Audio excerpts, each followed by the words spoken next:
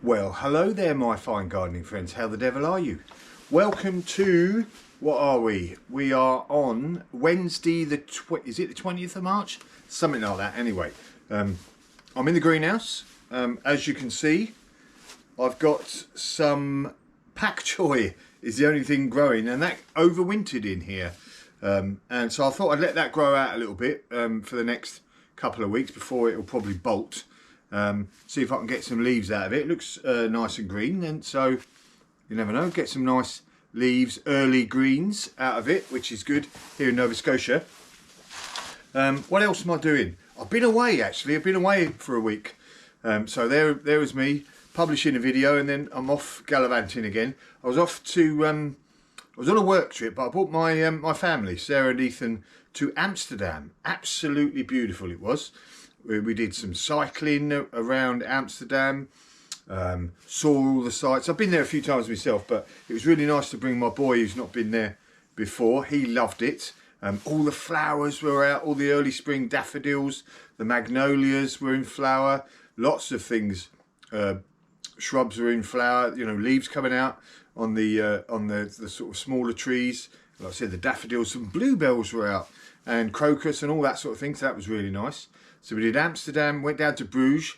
If you've never been to Bruges, absolutely stunning place. So there's a few photographs there of the sights as we went along. And then we went down, because my boy's a bit of a history buff even.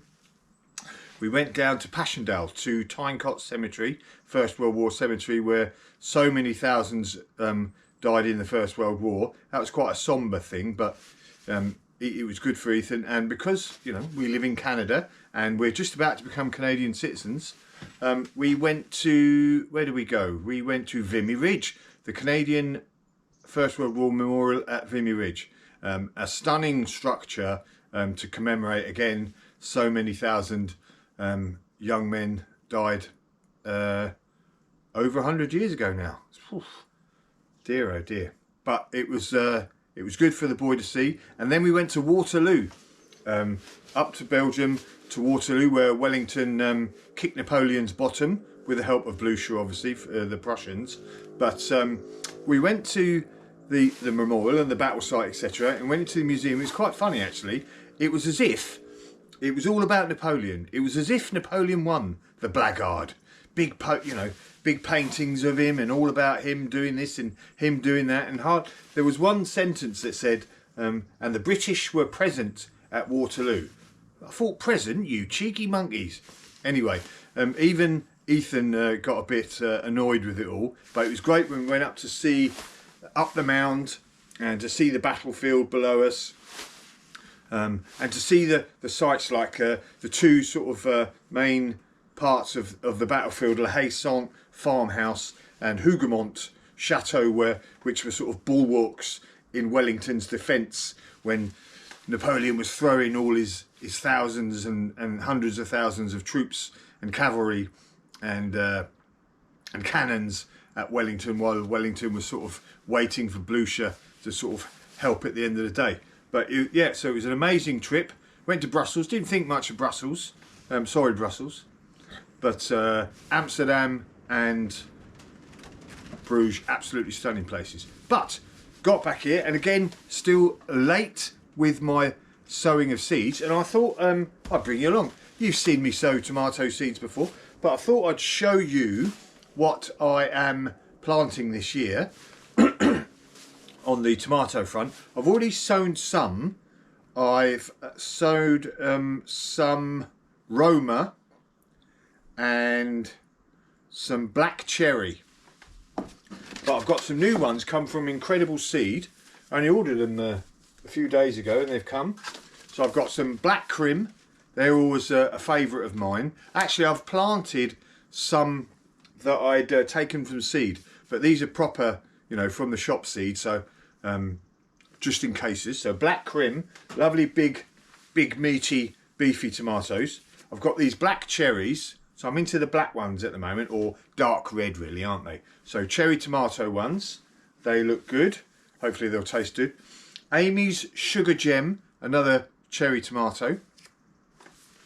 And Amish paste. Always a good old favourite. So those are my, and the Romas, like I said, that I've already planted. Those are my tomato seeds. So, as you can see, I have my tray here. I've got my usual, although not sieved as much, leaf mould. As you can see, hang on, let me get lovely crumbly leaf mould. Beautiful stuff. It's not got much nutrition in it, but it's good for the seeds. The seeds don't need, they just need a bit of you know, something to grow in and some water and some heat to germinate for the first little bit anyway. So this tray of actual leaf mould will do the trick. Watered it before so that I don't have to water it and you know, knock all the seeds everywhere. And as you can see, I've already planted some of these.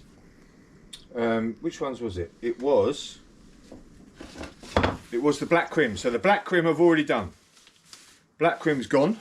So I've spaced them, as you can see, quite, you know, not too far. You have to think about how many tomatoes am I actually going to plant, have I got room for? I've got room for quite a few here, but even so, you know, 5 black crim, that's quite big. So, you know, I'll have a couple in here, a couple outside, but you know, they're big plants. So, you know, you don't have to put loads and loads of tomato seeds and waste them, because you end up giving them away, which is, you know, which is good anyway, if you want to give them away to friends. But I'm going to do my Amish paste next. So, like I said, I only want to put about 5 in, really, and then they don't get too on top of each other. So I'm just going to drop them in. 1, 2, 3, 4. Put that one in. 5. That'll do. 5. Put the buns back in. Now, what I'm doing half the time is I keep forgetting that I haven't marked them, have I? So make sure that I mark them to see what's what. Right, where's my pen? Here's my pen. So I'm going to put these, what was it? What did I say? Black crim was the first. And the reason I thought I would get you along, because it's always nice to have a bit of company when you're doing your seeds, doing a bit of gardening, have a little chat with people. I know this is obviously a one-way chat, but it's always nice, isn't it? What was the other one? I've forgotten already. Good evening, memory man. Amish paste, wasn't it? Amish paste. And these are going to go in a nice warm room in my office, actually. But it's got a fire in there, so that always keeps it nice and warm. So that's that, the Amish paste. Amish sugar gem. So I've never grown these before. I've never grown these or, what was that? 1, 2, 3, 4. Or the black cherry. I don't think. Definitely not the Amish sugar gem. Should be nice and sweet. Love a nice sweet. Right, so 1, 2, 3, 4, 5. I'll put 6 in here, just 1 for luck, just in cases. You know, I only need probably 3, and that'll do me. But as I've got them here, right. So that was Amy's sugar gem. Sugar gem. These are old cut-off yogurt pot lids. We waste a lot of plastic, don't we? So I thought, you know, recycle as much as is possible. Right, last one was black cherry. Looks nice on that one, black cherry, didn't it? Nice colour. And it always makes you happy when you got nice looking plants as well. Oh, quite a few in here.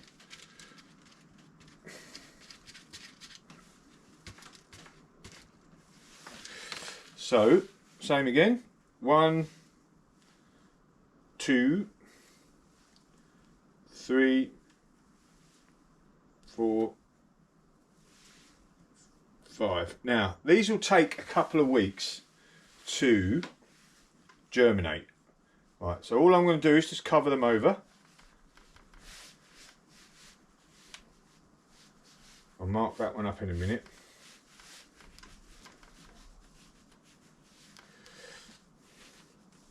Nice and easy like that. I'll just firm it down with this, get it nice and firm so that the seeds have got good contact with the soil. And then I'm going to put, excuse me, I'm going to put the old lid on it. I want to give this a clean so I'll get some decent light in there, but that keeps them extra warm and it'll keep the moisture in as well. So that's that good. Right. I've got another 3 spaces here and I'm going to put some peppers in there with them, but this is all about tomatoes. So again, I'm just going to use the same sort of spacing, about 5 on each, put them in, keep them nice and warm, and in a couple of weeks they should germinate. And then the tomatoes grow quite quickly when it starts to get warm, don't they? So, you know, I pop them up each to one of these and then wait for the real heat and the frost to the last frost to have finished. Like I said, you know, it's quite late, but tomatoes will grow quite quickly once they get going, once they get established, and getting them in too early means they'll all be hanging about for ages and ages, because I'm not going to put them outside until at least the 2nd week in June. And even then, they'll end up hanging about for ages. So even though we have a short season, don't want to plant them too early. Right, there we go. I'm going to get on with my peppers now, or my chilies, and job's a good one. See you later. Any questions? Let me know what tomatoes you're growing this year, and I might have a look in the shops to see if it's worth to see if I can see them myself. And what's your favourite salad, beef tomato, you know, something for stews, etc. Let us know. Let us know in the comments. See you later.